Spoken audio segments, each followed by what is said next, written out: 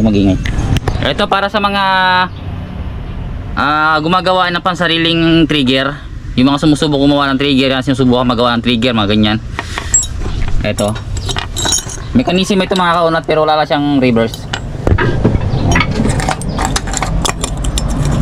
Papakita ko lang mga kaunat yung yung pagkabit ng spring ng trigger na hindi gumagamit ng ganitong klaseng spring.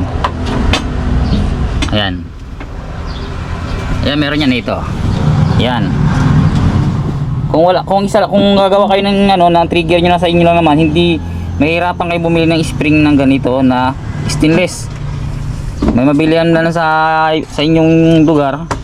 Ayan, mas okay. Pero kung wala, hindi ko kayo makakabili ng isang ganito lang. Ayan, ganito yung binibili, nakapack. So yun mga kaunat, kung isa lang naman ng spray ang kailangan mo, ito lang ang gawin mo. Ito mas matibay pa ito mga kaunat eh. Kasi itong mga spring na ito, hindi ko na ito ginagamit. Ayan, hindi ko na yan ginagamit.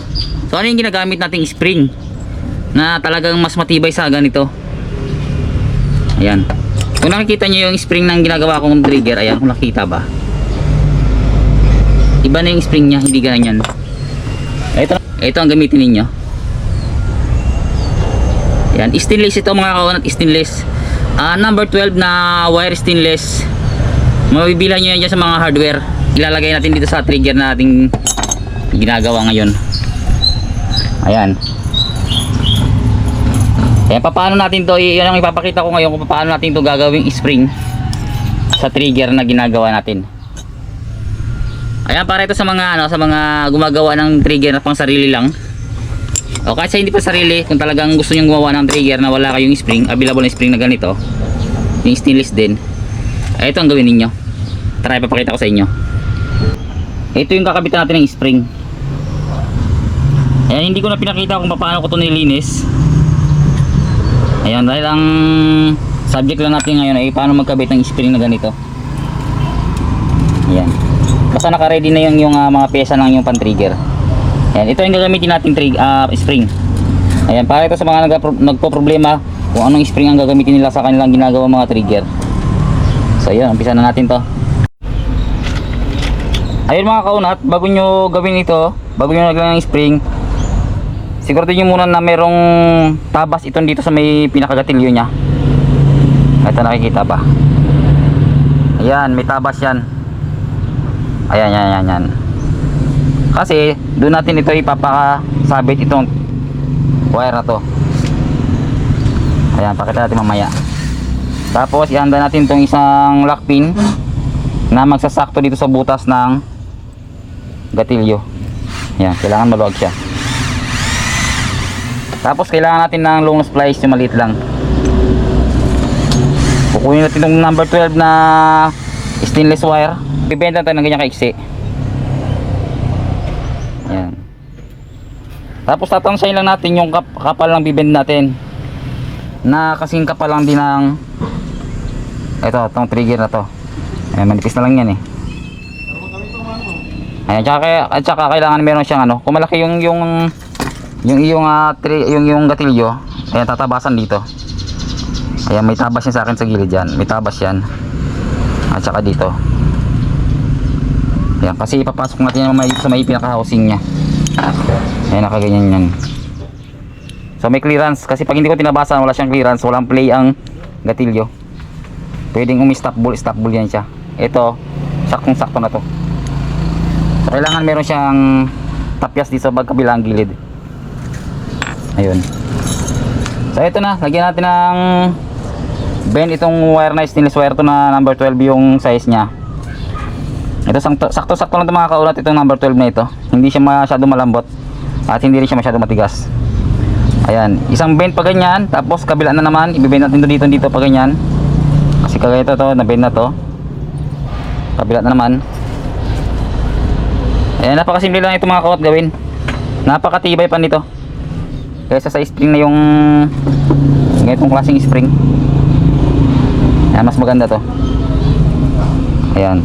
Pagkatapos, kita ba? Ayan, nabenda natin ng ganyan para naka letter U siya. Ayan, naka letter U.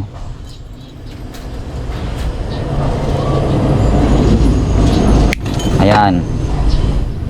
So magiging ganyan yan siya mga kaunat. Para lang tayo nag-i-steel man ito. Yung mga nag-i-steel man dyan. Ayan, tapos ipapasok natin ito dito. Ayan, nakaganyan. Ayan, kaya kailangan meron siyang gatla dito. Kasi kung wala yan, dudulas yan kung saan pupunta yan. Tapos, ipapasok natin itong lock pin. Itong lock pin yung mga kaunat ay pang ano niya lang to. Pang bend lang natin sa may spring na gagawin natin. Yung lock pin talaga ito ay maiksi lang. Ayan.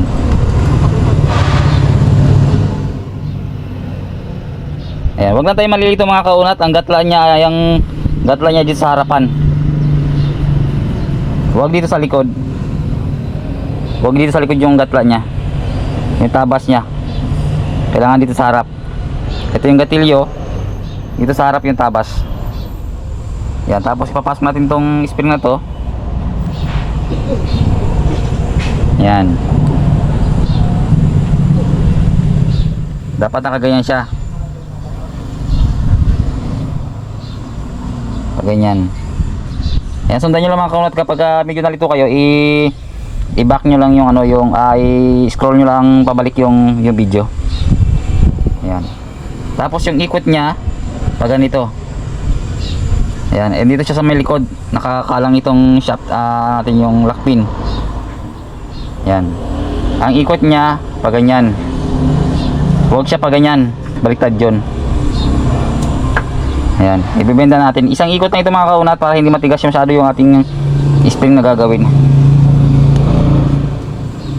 Ayan, ganyan lang. So, isang ikot lang. Klaro ba? Klaro ba? Ayan, sa kabila ganun din. Ayan, isang ikot lang ito.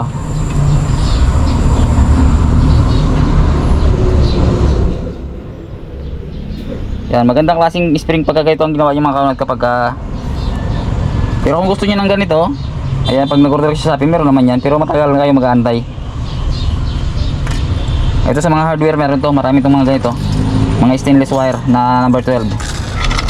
Ginagamit ito sa mga wheel. Ayan mga kaunat, ganyan lang yan.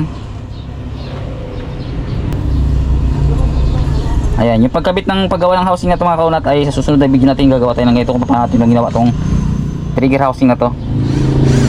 Ikakabit natin siya ngayon dito para makita nyo magiging ganito siya. Ayan o. Oh. Yan. Ang ganda ng balik ng kanyang gatilyo. Ito pa. Malambot lang siya.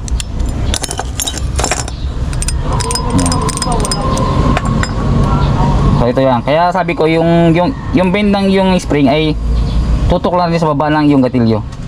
Ganyan. Sumobra man siya ng konti, okay lang yan. Kasi magiging ganyan yan sa loob ng ano eh. Magiging ganyan ito sa loob ng housing. Ayan, magiging ganyan itsura niya. Kaya pag kinalabit mo, bumabalik siya. Ayan, ikakabit mo natin itong pinakasir. Ito ang tawag ng pesa nito mga kaunat sa mga gatilyo ay sir. Ito naman ay lever.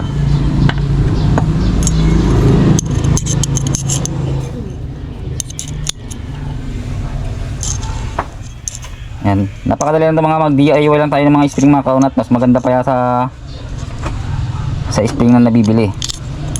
Pero kung nakasanay yung spring na ganito, eh, wala naman problema. Ito video lang naman tayo para sa mga hindi makantay na mag-order sa online ng ganito. Kung isa lang naman ang kailangan mo, ito na.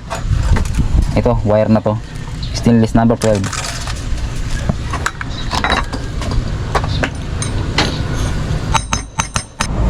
Ayan, bali ang magiging setup niyan mga kaunat ay nakapaganyan. Ayan, papasok natin yan dito sa may butas na to dito sa ilalim ng trigger housing. So mga kaunat, ito na. Ayan, tinanggal mo natin yung lock pin. Ayan, trigger na to. Pero yung ating spring magiging ganito ang itsura niyan mga kaunat. Ipapasok natin to. Ayan, may gatla yan. Huwag lang kayo malito, dito ang gatla sa harap, huwag sa likod. Kasi magiging ganyan ang itsura niyan. Ayan, tutok na yun sa may pinakabutas niya. Ayan. Ipapasok natin to ngayon dito sa ilalim ng trigger housing na tinabasa natin. Ayan, yung isang pyesa niya sa loob na. Ayan, yung sear. Ipasok natin to dito. Itutok lang natin mga kawan sa may butas.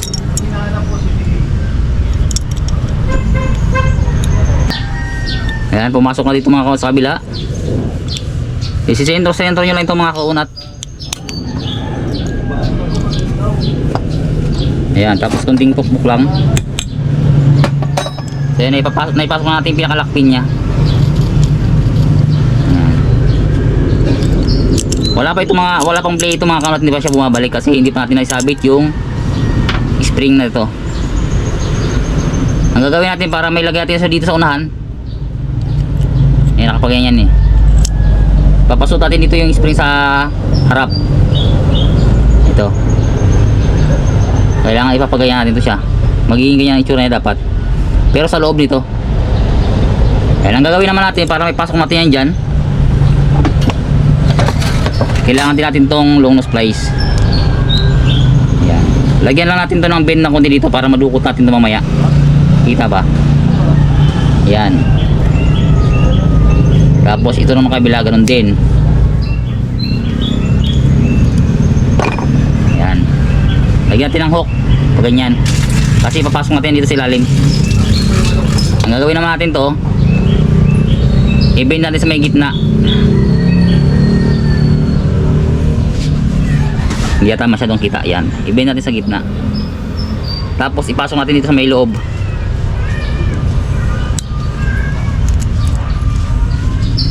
Ayan. Pinasok natin sa loob nito. Tapos dudukutin lang natin ito dito mga kawan sa unahan. Lalabas na may dulo niyan eh. Kaya nilagyan natin ng hook. Sabay hilain natin pabante. Ayan na siya. Nasa loob na siya. I-bend na natin dito banda. Ayan. So pumasok na isang spring natin na dito natin pinadaan sa may ilalim. Ito bumabalik na to siya pero mahina pa siya kasi siya, isa pa lang yun ipasok natin. Ito isa na naman. Yan, i-bend natin yung gitna. Tapos ipasok natin dito sa may loob. Ayan. Tapos hilain naman natin dito sa harapan.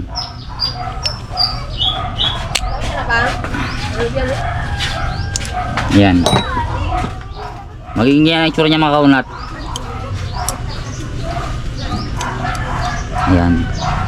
Wala na siya sa ilalim. Malinis yun sa ilalim. Kanina nandito siya sa labas kanina eh, sa baba. Ayan, pinasok mo tayo sa dito.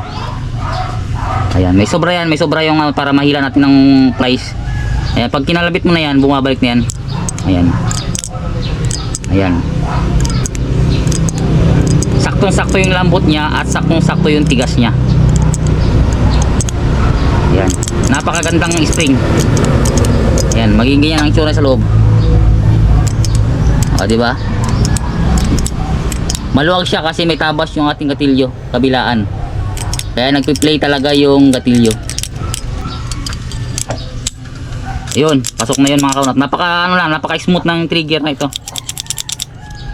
So, napakagandang trigger pagkakagawa. Tapos kunting kalabit lang ito. Ayan, bibitaw na siya. Ayan, ipasok natin uli. Konting tulak lang yan mga kaunat. Yun, pasok na siya. Hindi na yan bibitaw mga kaunat. Kahit anong pukpuk, kahit anong palpag natin sa sperga natin, hindi na bibitaw yan.